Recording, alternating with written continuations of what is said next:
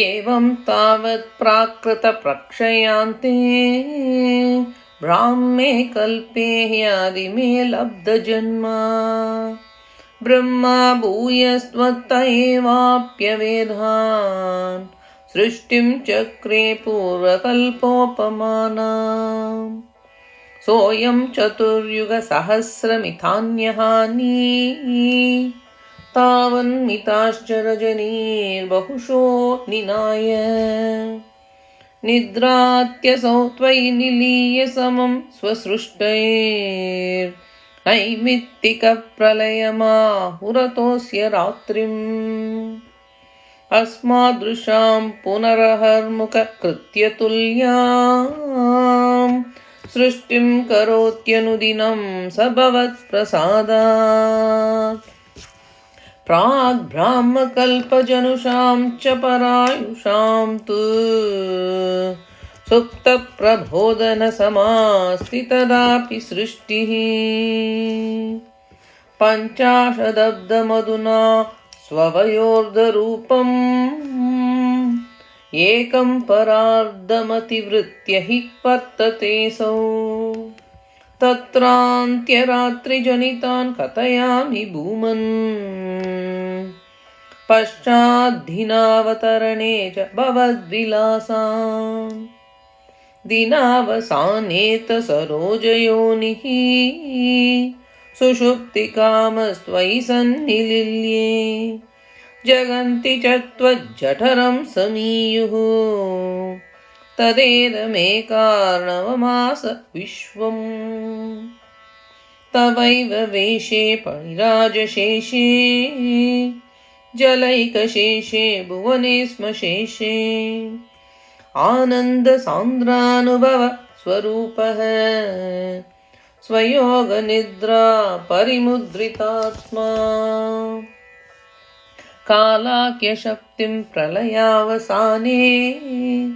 प्रबोधयेत्यादिशताखिलाधौ त्वया प्रसुप्तं परिसुप्तशक्ति व्रजेन तत्राखिल जीवधाम्ना चतुर्युगाणां च सहस्रमेवं त्वयि प्रसुप्ते पुनरद्वितीये कालाख्यशक्तिप्रथमप्रबुद्धा प्रबोधय त्वां किल विश्वनाथ विबुध्य च त्वं जलगर्भशायिन् विलोक्य लोकान् अखिलान् प्रलीनान् तेष्वेव सूक्ष्मात्मतया निजान्तः स्थितेषु विश्वेषु ददात दृष्टिम् ततस्त्वदीयादयि नाभिरन्ध्रात् उदञ्चितं किञ्चन दिव्यपद्मम् निलीन निःशेषपदार्थमाला संक्षेपरूपं मुकुलायमानम् तदेतदम्भोरुह कुड्मलं ते कलेबरातोयपते प्ररूढम् बहिर्निरीतं परितस्फुरद्भिः स्वधामभिर्ध्वान्तमलं न्यकृन्तत् सम्पुल्लपत्रे निधरां विचित्रे तस्मिन् भवद्वीर्यधृते सरोजे